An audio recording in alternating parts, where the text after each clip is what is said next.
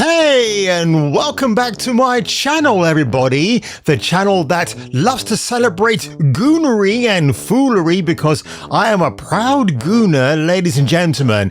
And if you don't know the meaning of that Urban Dictionary word, I suggest you read it after this video, because if I dare to read it out aloud, I will get a limited ads warning on my video.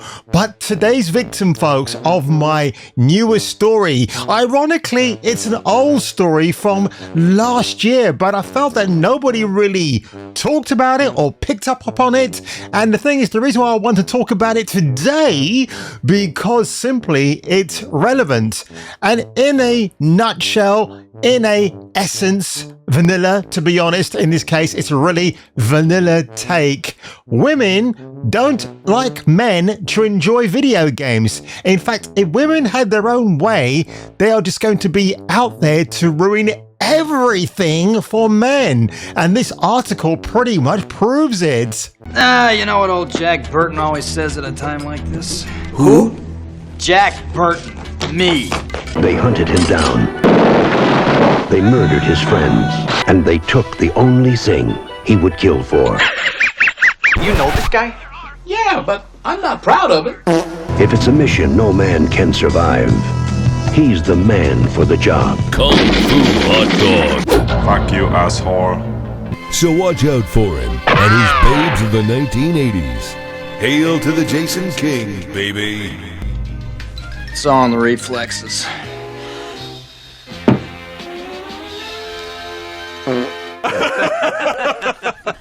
And today's victim is Poppy Sowerby. Who? She's a journalist. She's an occasional writer of sorts. I am mocking her, of course. She writes a lot. But interestingly enough, she doesn't really call herself a hardcore gamer like me or you or anybody else out there. No, she's very much in the casual mainstream. But folks, you've got to look at this article right here, courtesy of unheard.com. My torment as a gamer girl. Woe is me. Women's worst fears are playing out in pixels. Now, at first glance, you might think, oh, this seems okay. What's wrong? It could be a very tongue-in-cheek argument. But sadly, folks, we're talking about RDR2, Red Dead Redemption 2, where the lead character of Arthur Morgan actually has a Deliverance-style encounter much later on in the movie. So if you know what I'm talking about, or then again, I might give you a bit of a hint right now, then that's all you need to know. You must be real lonely out here, friend. So, you hungry, huh? I got food. I got food inside. Come along. Now come here. Don't you hate old Sonny now? Don't hate him. What? Oh, you struggled. And you lost. But it was quite a tussle, I tell you.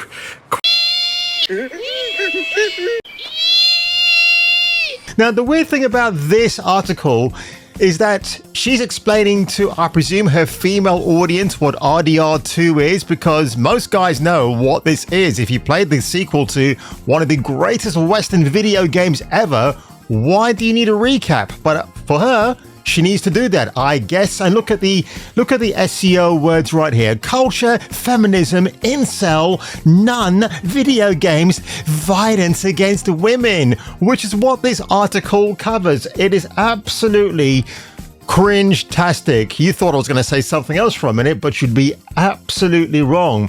So she goes on to explain in this article that she decided to jump in online on RDR2, and her avatar was of a blonde woman who had the name of Martine Horse Tents, something like that, rather silly-willy name. So she's over made up, a bit vain, and I guess now because her avatar was the one she went with, to signify to all the other male players online that she's a female and she's joining on the fun and antics of herding up horses and doing side quests, that this would attract the ire of the men. And according to her, with no proof or no receipts, no video game recorded footage, this is what she actually went on to say.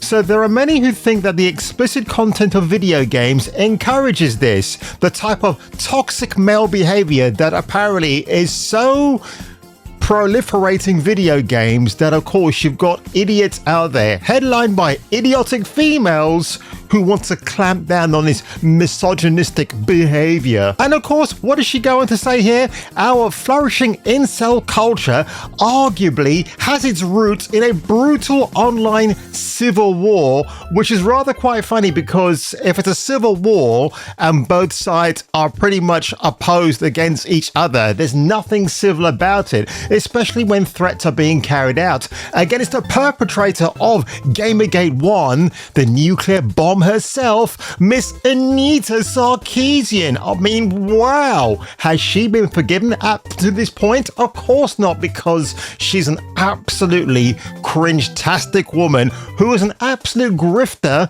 and is not ashamed of it. She's made her money and she thinks she is entitled to a comeback where Gamergate 2.0 is concerned. So again, what she goes on to say here, Miss Poppy Sowerby, is that all of a sudden now 48% of video game players in the world are women. I will still rebuttal that claim because it is 70-30 to the men.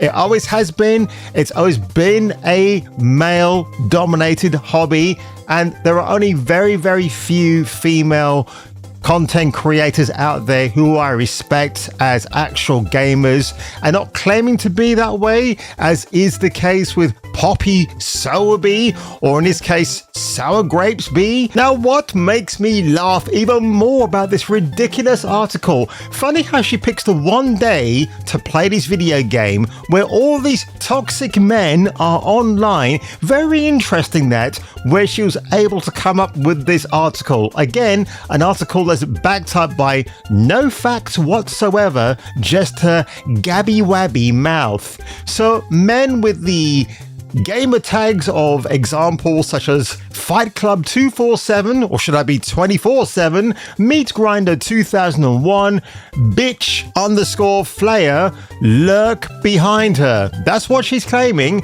They will take it in turns to stab you, to shoot you.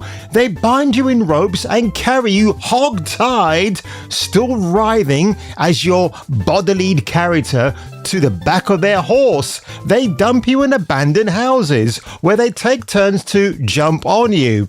And the closest simulation of a grape system that the game will allow. Someone called Messi69 Dudes will emote by spitting at your body.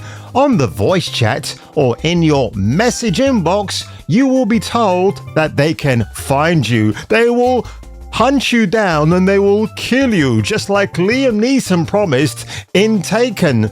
But I think this whole aspect has been taken way out of context on purpose, because we know Miss Poppy Sowerby has another agenda on her mind. She wants to elicit an online civil war that, unfortunately, in the middle of January 2025 is pretty much ongoing, and it's only going to get worse, folks. And I'll tell you this much now, I think there's going to be an absolutely new discourse when it comes to the disagreements about such things as overly sexy women, because we've got Melanie Mack claiming that there is a thing called perversion when it comes to the scantily clad females in video games that are suddenly almost near naked.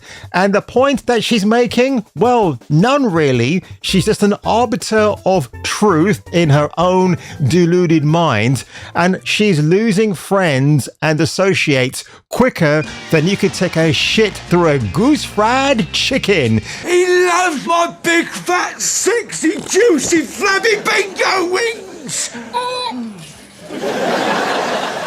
And I'll be very curious to see if people from the Friday Night Tights crew will stick up for Melanie, or will they just keep hush-hush and say, Mel, you have your say because you're one of us, but behind closed doors, they'll be turning to each other and thinking, she is off her rocker, and why on earth would we, as beta or maybe even alpha men, even agree with her point of view that women are too sexy in video games? So it's really hypocritical, and I would suggest to you, you go to Melanie Mac's Go Boom YouTube channel and read the comments below, because she is getting absolutely obliterated.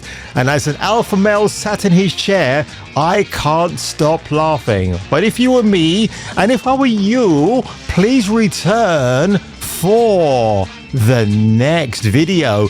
And I'll probably say the moral of this story is, folks, don't let women write about video games, and more importantly, don't let them play them either.